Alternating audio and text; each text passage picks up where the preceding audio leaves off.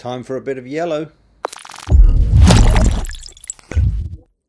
Hi, Tony here and welcome to the cave. In this video I'm going to go back to redo something that I did when I first got my street twin, and that is putting yellow tint on the headlight.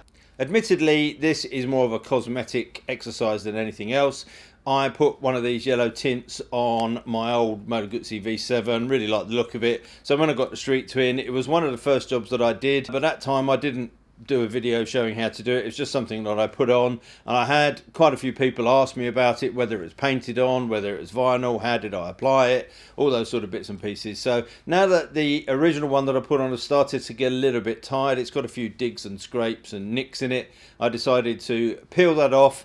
I've got some replacement to put on, and I thought I'd just take you through how it is that I've done it. Now, I don't normally talk about the legalities of any of the modifications that I do, generally because the videos get viewed around the world and there's different regulations in different markets, and I couldn't hope to possibly cover that. So generally when I talk, I'm talking from a UK point of view. And a question I get asked a lot and have had comments on, well, that yellow headlight isn't legal. And I just wanted to put this point to bed and say that actually yellow headlights in the UK are legal. You can have two colour headlights on a motorcycle. They can be white, i.e. clear, or yellow. Those are the only two permitted colours. The bike will pass an MOT with a yellow headlight. I've yet to do that on the street twin, but I've looked through the regulations on MOT tests, and it does state there quite clearly the headlight can be white, i.e. clear, or yellow. So in the UK, not illegal. A few other people have asked me about what it's like to ride at night and whether it affects the headlight. The film that I use is fairly light, so it looks quite yellow when it's on the bike, but when the light's on, it goes much paler. I didn't really notice too much difference. I don't ride the bike a lot at night, if I'm being honest. If you're in an urban environment with street lamps, you won't notice a difference. If you're right out in the country with no lighting, maybe it will be a little bit dimmer and maybe not quite so bright. But as I say, I don't generally ride the bike at night, so I wasn't too concerned about that.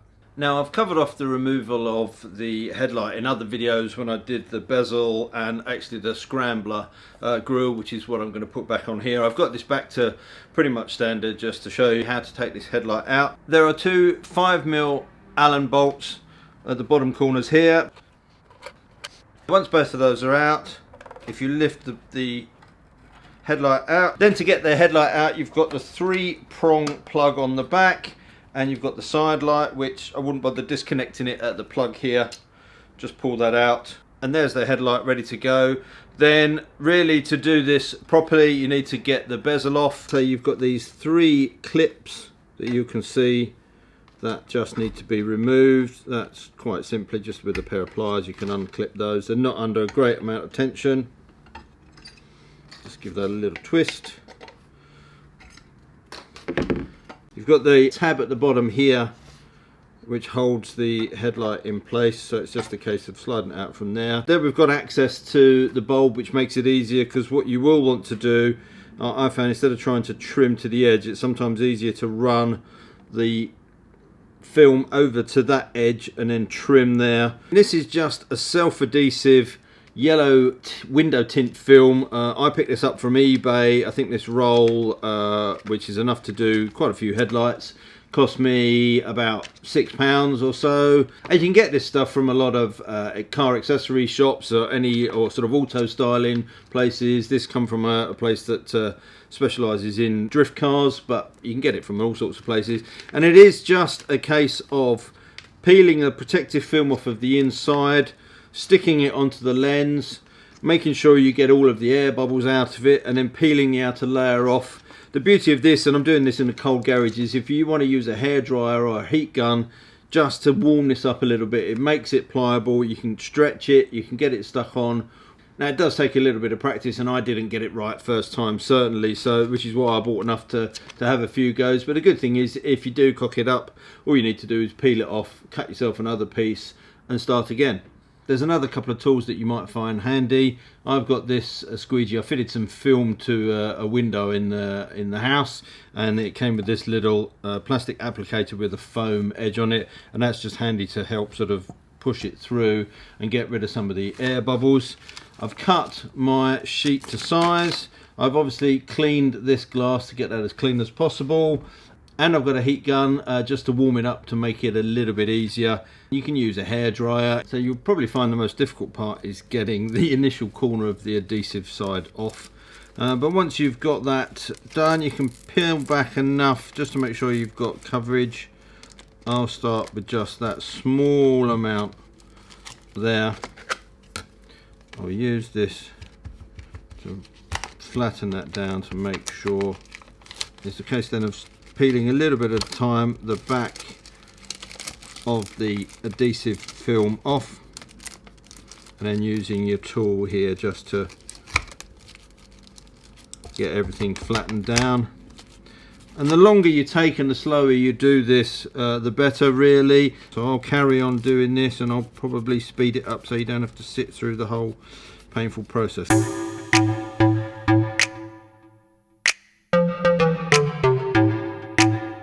Of course, if you do get an air bubble, you can just peel it back again.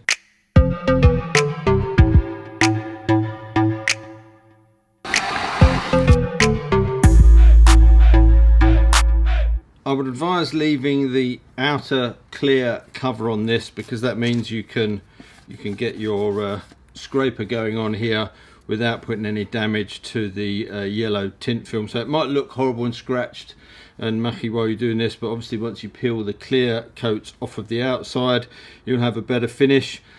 When it comes to the edge, all I did was I just cut round the overlap and then put some heat on the edge here, and then using a corner, you can use this, a credit card, anything. It's just a case of pushing that down, but making sure that this is nice and warm. But if you bear in mind that this fits back into the headlight rim, so you lose a little bit this round here. One of the most satisfying parts of doing this is when you get to peel that outer cover off, and there's your finished articles. Now I'm pretty happy with that. Close up, I can see some faults in it. When it's at a distance, it's not so bad. Once you get the grill over the top, that hides that even more. So I'm then just going to trim off the excess around the outside, get this back into the scrambler bezel and grill, and get it on the bike.